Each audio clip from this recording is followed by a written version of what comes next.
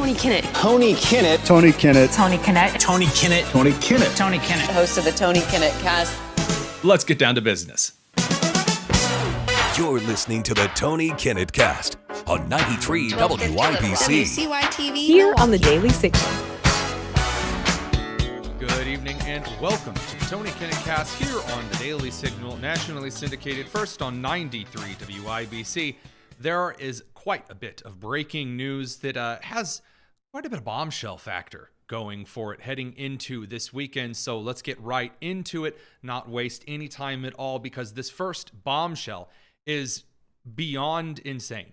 And it really is. This is something that absolutely shakes the very foundations of the American political system. And this is according to John Solomon, who is just one of the best reporters ever. He's the editor-in-chief over at Just the News. This report finds that ActBlue, which is the Democrat funding apparatus, ActBlue pushes more money to Democrat campaigns and funnels it around than almost any organization on earth does for any political party, anywhere, anytime. ActBlue is responsible for Democrats in a lot of races, from local state house races all the way up to statewide Senate races and the presidency, for Democrats doubling or tripling Republicans in fundraising. And ActBlue kind of pushes itself as some kind of a big online platform where you just, hey, pal, you just chip in $5 or $10. And after all, that's what Democrats are very good at, is just going out and giving $5 or $10. And if Republicans aren't good at it, well, that's why ActBlue raises so much money. No, that turns out to be a massive, massive lie. And this scandal is something that I cannot believe is not getting more coverage. Sometimes you say that as broadcaster to kind of tease people into something. You say, well, this story should be getting way more coverage than it is. No, this story should really be getting all of the coverage. So, according to John Solomon's report, House Administration Chairman Brian Stell, whose panel oversees election integrity, told Just the News on Tuesday of this week that ActBlue turned over documents under subpoena showing a major change in September to how it does donor verification. Now, why does donor verification matter to a political campaign like this? Well, because if you don't do donor verification properly and report to the federal government how you're taking political donations, of which there are stringent laws in the United States so that theoretically it's not a very corrupt system, ActBlue changed those things and also possibly changed some previous records as well. So just 3 days after I want to make sure this is right, just 3 days after Brian Steele from Wisconsin introduced the Secure Handling of Internet Electronic Donations Act, which ensures that foreign money is not able to enter into the United States democratic process of voting via various obscure, spurious, strange online donation strategies. That's when ActBlue suddenly changed its little verification process.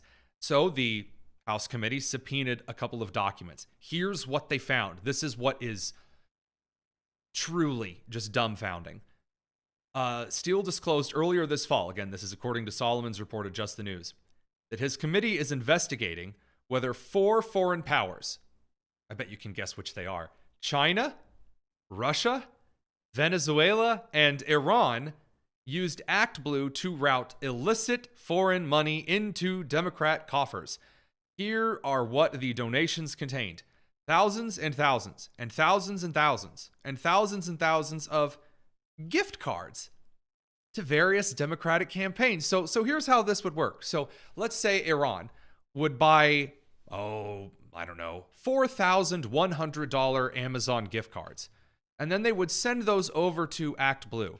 ActBlue maybe doesn't go through all of the federal process of verifying that those are American voters. And after all, they're just gift cards. What's the problem?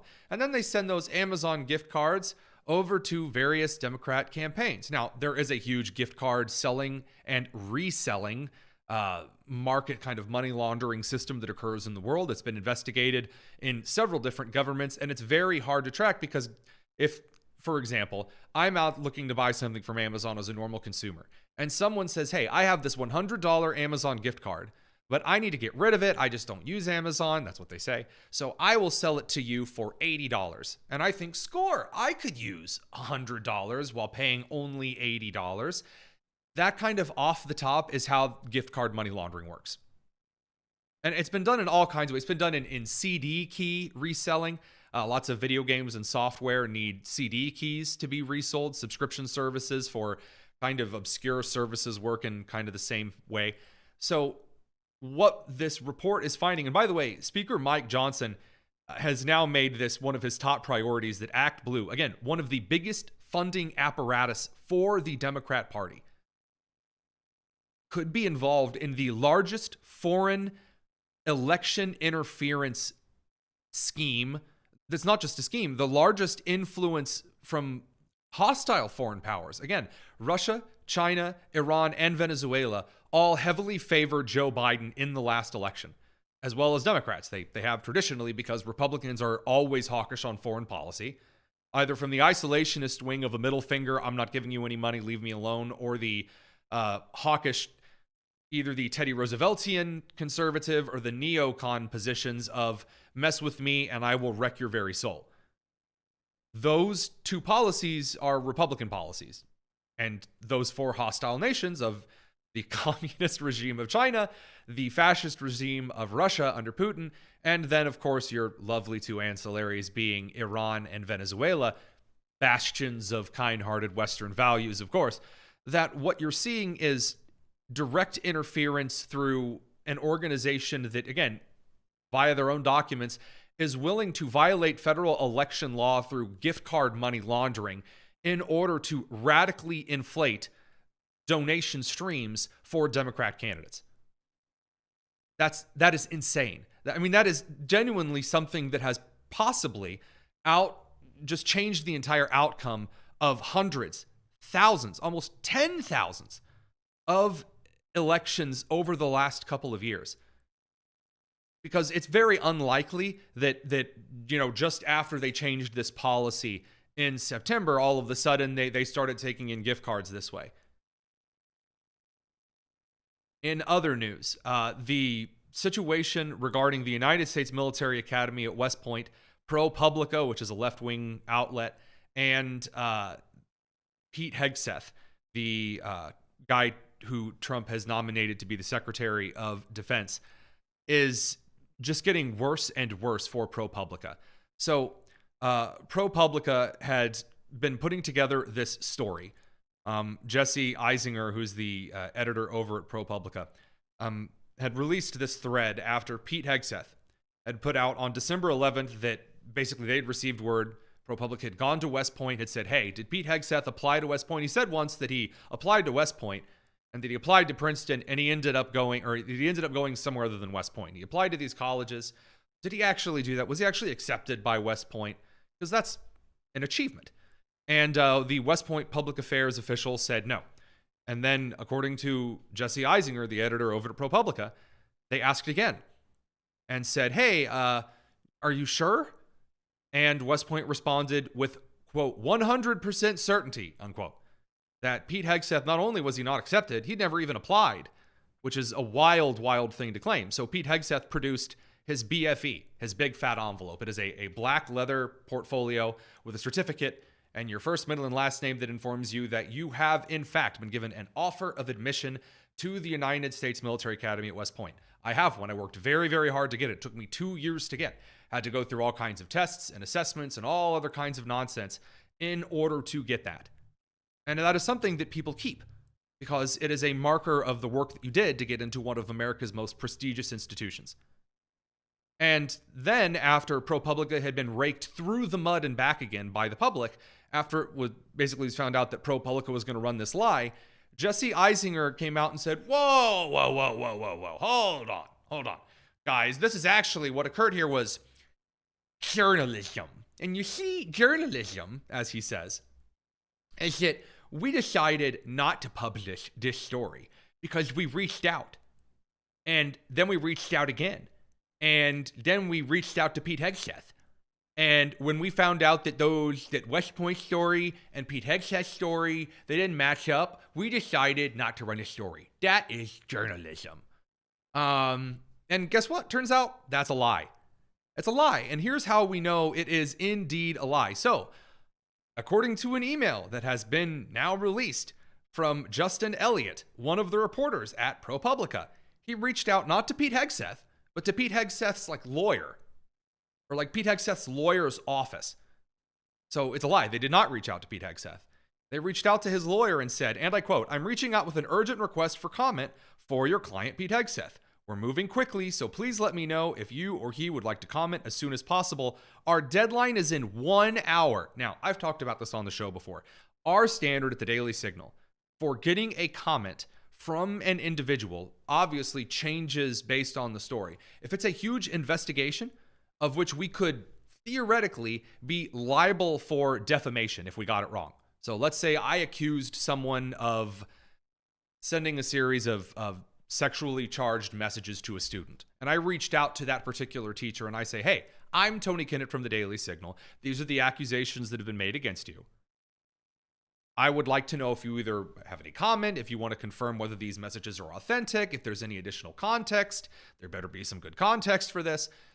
Then our policy is that, again, depending on the situation, at least 24 hours, if not 48 hours to respond. If it's already established news, aka it's already been reported on, maybe 8 to 12 hours. But a 1 hour deadline, I mean, that's heinous. That is heinous. I would be drawn and quartered by each and every one of our editors and then our editor-in-chief again if I made the stupid mistake to say you have a 1 hour deadline to respond. But here's where things get even worse. This is from, again, Justin Elliott, the ProPublica editor. He said, "We're preparing a story about Mr. Hegseth's claims that he was admitted to West Point. The school told us that is not true." By the way, if you're in this title, in this particular case, the proper way to respond is Major Hegseth, because it does in fact pertain to his military career. But, that's just nitpicking at this point. About Mr. Hegseth's claims that he was admitted to West Point, the school told us that is not true. According to a spokesperson for the school, Mr. Hegseth did not even apply. Mr. Hegseth said on Jason Chavet's podcast in June, "I got into West Point." Then later repeated the claim, "I mentioned West Point. I got into Princeton also, and I went to visit those two schools and ultimately decided on Princeton." He repeated the claim in September and again in October. This is the telling line. Justin says, "Why did Mr. Hegseth say he got into West Point when that is not true? How can Mr. Hegseth be Secretary of Defense given that he has made false statements about getting into the military's most prestigious academy? Is there anything else we should know? Thank you, best Justin." Okay. First of all, that's garbage journalism. That's bull. I've written a couple. Every single journalist who's also kind of a pundit, this is why I write more columns and analysis rather than, I don't claim to be a reporter. You'll never hear me say, "Hi, I'm Tony Kinnett, reporter for the Daily Signal." A reporter should really just be repeating the very basic facts. Reaching out and claiming to be a reporter when in fact you're a columnist, I think is its own kind of garbage. But in this particular case, saying, how could he do this when that is not true? And then how can he do this when he's also really bad is the journalistic version of saying, when did you stop beating your wife? However you answer that question, you're already condemned. It's not journalism. So for, Jesse Eisinger to get up on his high horse out there and say, well, that's journalism is supposed to work. We didn't publish it. I'm sorry, you didn't even do any investigation in the first place. You reached out for comment because you were writing a hit piece. And then after Pete Hegseth's crew posted online that they had received wind of this garbage story you were putting together, you were so humiliated and embarrassed you didn't run the story. That's not journalism. That's you making a fool out of yourself and getting caught. So far we're up to two things that you were told were either extremely true or extremely untrue. Here we go. We've got yet another. So just to recap here, we had Republicans have said for years that Democrats have been taking foreign money through donor services in very suspicious ways. Everyone was told that was just some kind of a crazy conspiracy theory. Looks like ActBlue was taking foreign money. All right. Well, now we've got this situation with Pete Hegseth. Oh, it's actually journalism when we do sort of like the complete garbage. Now, the three Duke lacrosse players who 18 years ago were accused by a stripper of raping them. And I know this story front and back. Why do I know this story front and back? Because in half of the education books behind from my Master's of Education degrees, half of these books have reference to the Duke lacrosse rape incident as a keystone of evidence for the massive amount of institutional racism and rape culture that is prevalent in the American university system. Oh, it's so terrible. How could these three guys and the case was dismissed against these three guys from Duke's lacrosse team, even though they had already been suspended and the entire lacrosse team's season canceled by the idiots over at Duke University because they believed the testimony that didn't even hold water at the time of this stripper who claimed that she was like gang raped. And none of the guys used protection. There was no DNA on her at all. Really a weird case. Well, guess what? 18 years later, Crystal Magnum has finally admitted in no uncertain terms that she completely made up that story about being raped by these guys. And I testified falsely against them by saying that they raped me when they didn't. And that was wrong. And I betrayed the trust of a lot of other people who believed in me.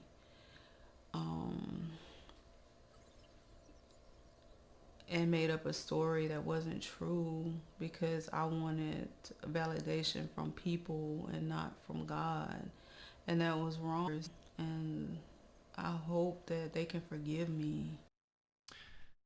Couple of things here. So first of all, I'm gonna go in reverse order here and address the Christian claim. So do I believe that for anyone, whether it be, for example, that OnlyFans actress who slept with like 100 people in a day, or it's, someone who's been a prostitute 30, 40, 50, 60 years, or it's someone who was a stripper who made allegations of rape that were false. Can God forgive you? Will God forgive you? Absolutely. Wholeheartedly. Do I hope that she has accepted Christ as her Savior?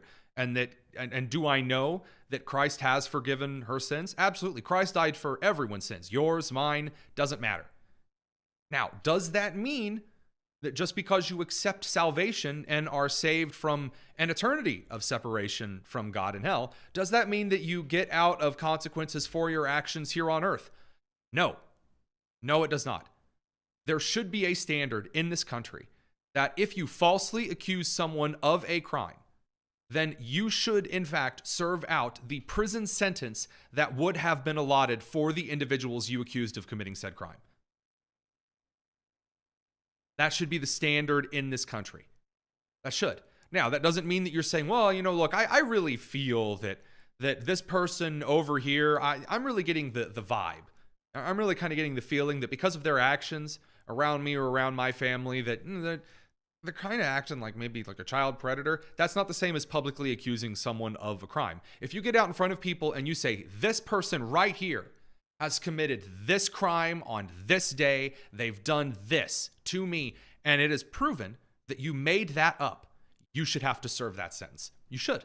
Absolutely. Because these three guys were and are demonized. Demonized. The idea that because there was no evidence for this case is, now we find out why there was no evidence, because it was a figment of a unicorn imagination, that these guys were like white privileged and just treated like, they're just so wonderfully amazing that they got away, this racist country, this rape-loving country. How could this society be just terrible like this? Duke University's rape incident, now fake nonsense incident, as admitted here by Crystal. I'm serious. Half of these books have references to how, as teachers and professors and in education, we need to be conscious of all of the rapes that are constantly happening. Like, you walk outside of a classroom, boom, rapes are happening. You walk by a tree, probably 18 rapes happen there, and there's probably also lynchings on every tree on campus. This is what they were using as evidence for that garbage. It was a complete lie the entire time. And by the way, Republicans shouldn't even play with this garbage either, though many of them do. So, for example, Representative Nancy Mace was attacked by a trans member or a trans activist over on the Capitol, on Capitol Hill. Now, many people have, of course, condemned this, and rightly so, one of them being Senator John Fetterman, who appears by the day to be one of the only moderate voices in existence in the United States Congress on the left side of the aisle. Nancy Mace later on social media was posting about, again, being assaulted, being attacked, being battered by this trans activist. And then at the very end, but hashtag believe all women. No, this idea that we're just going to allow anyone out there to make some kind of an accusation, no matter the accusation, and that instantly it sticks like meat on the bones until you prove that you're innocent. That is not how this country works. It is not believe all women. It's not believe all men. It's not believe all black, white, brown people. It's not believe all citizens, believe all immigrants, believe those who, I don't care. That is not how this works at all. It violates due process to flips things around just inherently, where instead of having to prove that someone is guilty, you have to prove they are innocent. Right now, we're doing this on Capitol Hill over getting ready for the Senate nominations, the Senate confirmation hearings. We did this with Brett Kavanaugh. We're doing this now with Pete Hegseth. Same with Matt Gaetz. And look, could Matt Gaetz have committed some of the things that he's been accused of? Sure, he could have. But I'm not going to know until I see the investigation and the results thereof. And neither are you. That's how this country's systems are supposed to work. So, that aside, we now get on to our second to last big lie. We've been told over the last couple of months that that RFK Jr. is a super big dangerous threat to America because he actually wants to get rid of every vaccine out there and he wants to send us back to the Middle Ages, and all of the smart scientists are the one who are standing up to Robert F. Kennedy Jr. because they're just really, that's all this is about. It's just going to destroy science. Terrible. And there was a counter argument from some individuals in the academic communities that said, well, I'm not a fan of everything that he says, but it appears a lot of the complaints that are coming out against RFK Jr. just so happen to be because he's suggesting a lot of policies that would make it harder to live like an obese slob here in this country. And it just so happens a lot of people complaining about him tend to be obese slobs. It seems like it's really a lot more about that. It's a lot more about people who don't want to be fat shamed. And many of us were called crazy. No, of course not. No, that isn't true. But also, yes, fat shaming is very bad. Well, here's Whoopi Goldberg on The View, because of course, complaining about RFK Jr. because she claims that he's doing all of this to fat shame people. And then she says some wild things. This isn't just about food. No, it's not. This is sometimes people are born genetically larger. Agreed. I didn't mean to. No, I know you didn't. But I want to say this to RFK. That's his name. Because you're setting folks up for shame. Yeah. That's what you're trying. Maybe you don't know you're doing. I'm going to give you the benefit of the doubt. I'm going to say you don't know, you don't realize what you do to people when you say stuff like that, because it doesn't work for everybody. And I'm going to show you, sir, because I weighed close to 300 less than 2 years ago. Yeah. And without the Mounjaro, this would not have happened. There you go. Take it off. Take it off.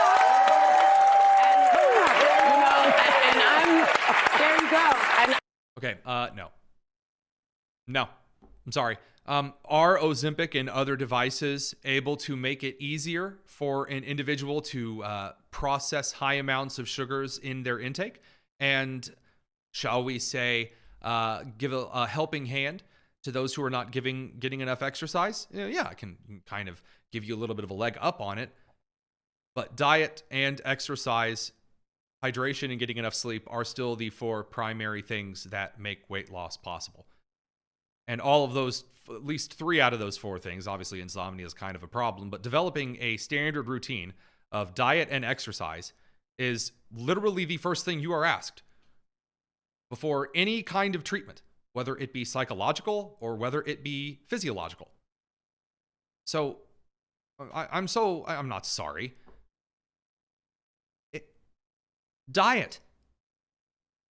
This country eats in an obese fashion. It eats a lot of processed foods. It eats way too much sugar, and it eats like garbage without any of the exercise behind it. It just does. That's what the data shows. And if you don't like that, it's not Robert F. Kennedy Jr.'s fault. maybe put down the Twinkies. Oh, but you really want a Twinkie. Too bad. Oh, but I really want to go out and have sex. Then you might have to face the consequences.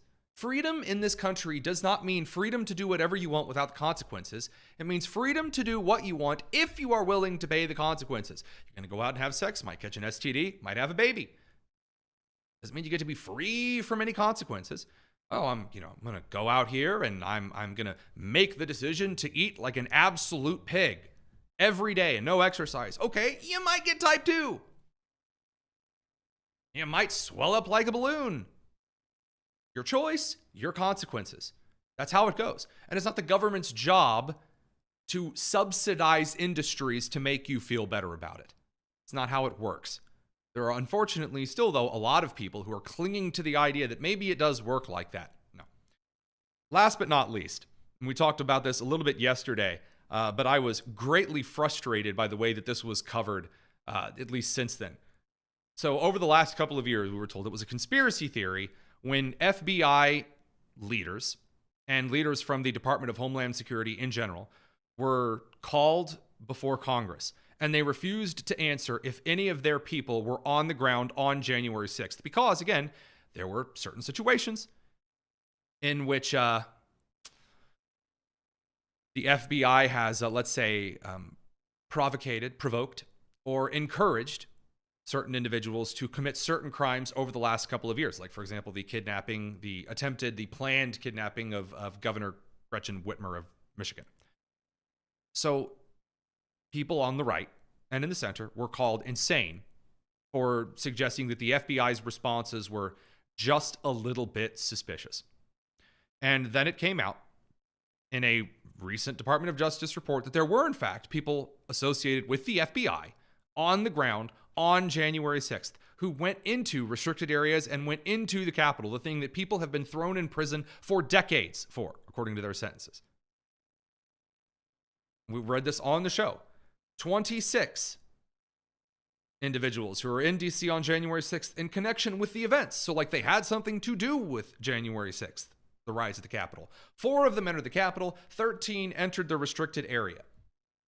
Now, we also know, since this entire thing has come out, there was a lot of pushback. People said FBI agents were there at the Capitol, like we said. And there's been pushback. Oh, no. These were not agents. I hate this game so much. I do. I hate this game. This is the most garbage, nonsense game that one can play in the situation. So, if at a school, all right, you have, let's say, a substitute teacher or an aide, or someone who is acting as an adult who passes on instruction in the school, and they say they do something wrong, all right? They I don't know, they dump ice water on a kid and then stick him outside in the cold, whatever. All right, the newspapers are initially going to report that as teacher at this school commits this crime. And the defense that you are going to hear is, well, actually, that wasn't a teacher. That was like XYZ specialized title. No, you don't get to do that. I'm sorry. People do not refer to you know how many times I'm brought on the air and I'm introduced as a journalist for the Daily Signal? My title at the Daily Signal is not journalist. I don't go, actually, and I put my glasses on again, actually, I'm investigative columnist and host of the Tony Kinnett. Sometimes they say of the Daily Signal and of WIBC, because that's the first station the show's on. I don't stop them and say, well, actually, I'm also on these other radio stations and these TV stations and all these other places. I don't do that because the point has been made.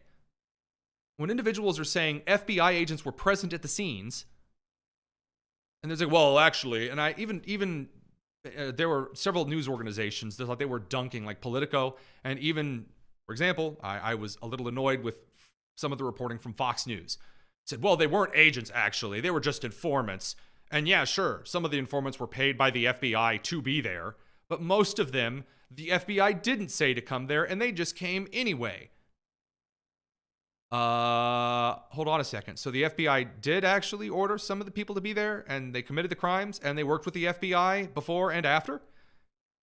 3 of whom at least were paid by the FBI, then that would mean there are agents on the scene. Well, their title is not agent. Their title is informant. even though, just like an agent, they carry out a mission undercover for the Federal Bureau of Investigation. Yeah, I'm sorry, that's an agent. To the average person out there, that's an agent. You're going to split hairs here over titles? Yeah, you deserve absolutely everything that's coming to you. We'll be back in just a second. Don't go anywhere. It's the Tony Kinnett Cast here on the Daily Signal. There's one thing that I'm genuinely looking forward to over the next couple of years. And yeah, one of those things is the economy, getting back to work. One of those things is hopefully getting to see society and industry expand in ways that it's been fettered from doing in the last couple of decades, really. Maybe the even reduction of the federal agencies themselves, or at least the kind of garbage that they're doing. Either way, one of the things I am most excited to see is what I am deciding to determine. I have decided. We are calling it the Rhino Safari. The Rhino Safari. So Rhino, as many know, stands for Republican in name only. And they are most often called individuals who are Republicans by name that are more to the establishment, more in favor of corporate interests or lobby interests instead of those who are considered traditionally conservative. They are extremely politic in their answers, in their policies that they pursue, meaning they do a lot of wheeling and dealing, which there is sometimes a necessity to a little bit of wheeling and dealing when you're in the House. If you only ever hold the strictest ideological purity line, you won't get anything done, and you probably won't win re-election either.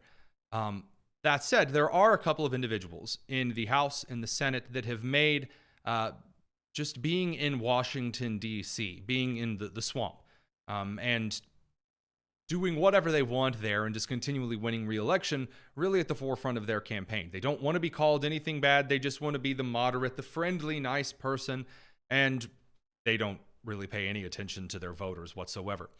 One of these is Lisa Murkowski from Alaska.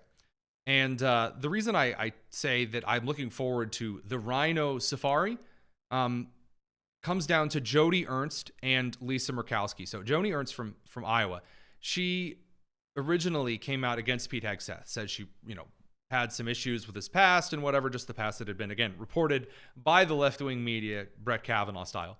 And then the public nationally, from the right, from the center, even from the moderate left, they flipped on her and said, well, hey, if you want to get primaried the next time you're in Iowa in your campaign mode, because she spends most of her time in Washington, D.C., well, you're going to be in for a rude awakening. Your job is to represent the people of Iowa, and the people of Iowa want Trump's nominations to receive a fair Senate nomination hearing. And that woke Joni Ernst up.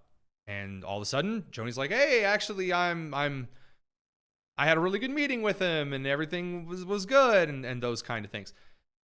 American voters over the last couple of months, starting about a year ago, have started to develop longer-term memories. And these longer-term memories pay a little more attention to things that people do vote in favor of and vote against. They pay attention, for example, when money from the Federal Emergency Management Agency is given away in swaths to other countries and other projects that aren't helping, for example, the disaster relief victims of hurricanes, because, for one, the text messages were sent out that best practices were avoiding houses with certain political memorabilia in front of them. People are starting to remember this. They're starting to remember COVID. They're starting to remember being lied about when it comes to Joe Biden. They remember Brett Kavanaugh being raked over the coals with a bunch of nonsense, and Christine Blasey Ford and her Botoxed suburban wine mom stretched face all the way back answering questions. Well, Lisa Murkowski is full on embracing the Rhino label at this point. Because much like the Quick News Roundup before, we've been told over the last couple of months, years, decades, that, oh, guys, there's really not so much thing as a rhino. You're silly. They're Republicans, too. You just don't like that they're not as extreme as you. They're not as far to the right as you are. They're Republican. They're just what a Republican used to be. Well, Lisa Murkowski got in front of the country and said this. But I think it's going to be hard, quite honestly. I think it's going to be hard in these next 4 years because you have an administration coming in that has had an opportunity to kind of see how things work, what didn't work, and now we've had 4 years to think about it, and the approach is going to be everybody toe the line. Everybody line up. We got you here, and if you want to survive, you better be good. Don't get on Santa's naughty list here, because we will primary you. And my friend Joni Ernst, who is probably one of the more conservative, principled Republican leaders in the Senate right now, is being hung out to dry for not being good enough. And you're going to get primaried. Well, you know, what's this all about? Why are we doing this to ourselves? So I think we're getting a little bit of a preview now of what it's going to mean to be allegiant to party. And I don't think that that's going to help us as a Republican Party, believe. She does go on to say that she doesn't really attach herself to the Republican label anymore, which, why are you a Republican in the Senate? And I do think it's funny that she points out how, you know, oh, you got to have principles. You can't just toe the line and just be going along with things. Hey, Secretary Lloyd Austin, who, you know, introduced all of that wonderful pride garbage and the LGBTQ nonsense that took up our military's time instead of actually protecting our country from foreign threats. You know who one of the people who voted to confirm Biden's Secretary of Defense was? Oh, it was Murkowski from Alaska. Huh. How about that? So much for principles. So it's go along to get along unless it's one of Trump's nominees. Then, hold on a second here. I have principles. Uh-huh. Sure you do.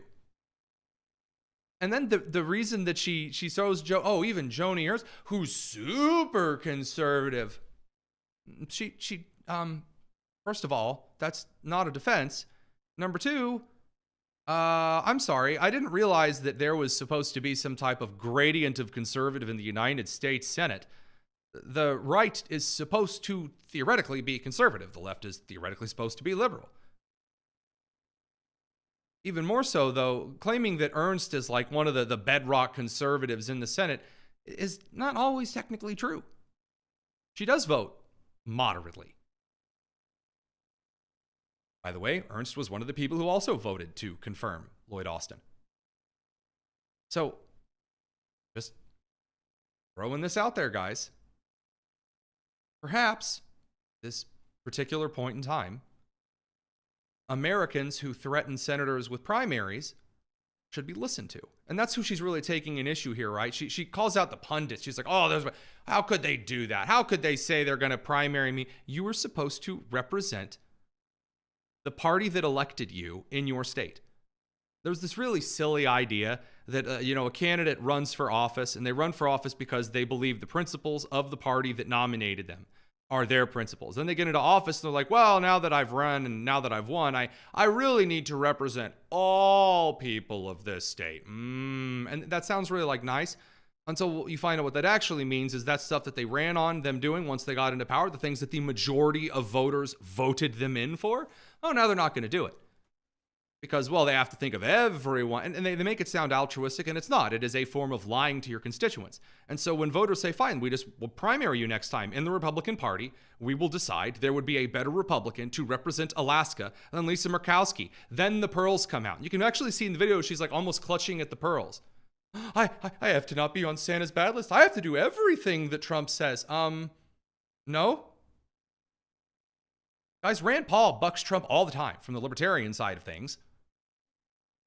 There are Republican senators who do not always agree with Trump. And by the way, just to make this quite incredibly clear, no one has said at any point in time in this entire process that Lisa Murkowski is just expected to toe the line no matter what. For example, the Surgeon General pick that Trump has tapped at the moment, kind of hot garbage. I don't see the vast majority. I see people saying that, look, there do see people that say, look, Trump should be given a chance to get these people into the Senate, and then Trump's picks should get on through with the same kind of measure of respect that Biden got his picks through on. I do see that.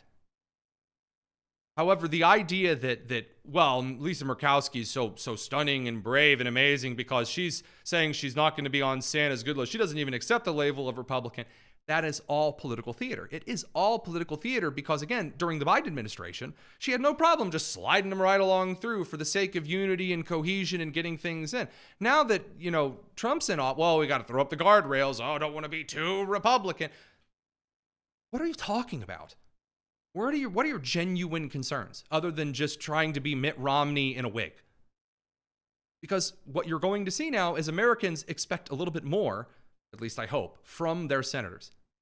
You're going to see Americans start to expect a little bit more from their representatives. We saw that with Liz Cheney's lost primary. There is change in the air as Americans start to grow continually dissatisfied with their representatives and their senators. And that's a good thing. If you're in public office, you're supposed to face scrutiny, which is the worst part of this entire video of Murkowski, is her whining that she's under scrutiny. Yes. Yeah, that's part of your job, is to be under scrutiny. If you can't stand the heat, get out of the kitchen. Part of the point. The idea that your voters are concerned is a lot different than the media throwing a hullabaloo, crazy nonsense fest. Two different things. And if you are more upset by voters getting upset about you than you are upset that a man is being falsely dragged through the coals Brett Kavanaugh style, I'm not really going to shed a tear when you do end up losing a primary. Whether you're from Utah, whether you're from Alaska, or whatever state you claim to be from, individuals in the United States developing longer-term memories means that scrutiny is going to stick. That's a good thing. We're going to be back on Monday with more of these wonderful bits of news and analysis right before Christmas. Thank you so much for tuning in. This has been the Tony Kinnett Cast here on the Daily Signal, nationally syndicated and first on 93 WIBC.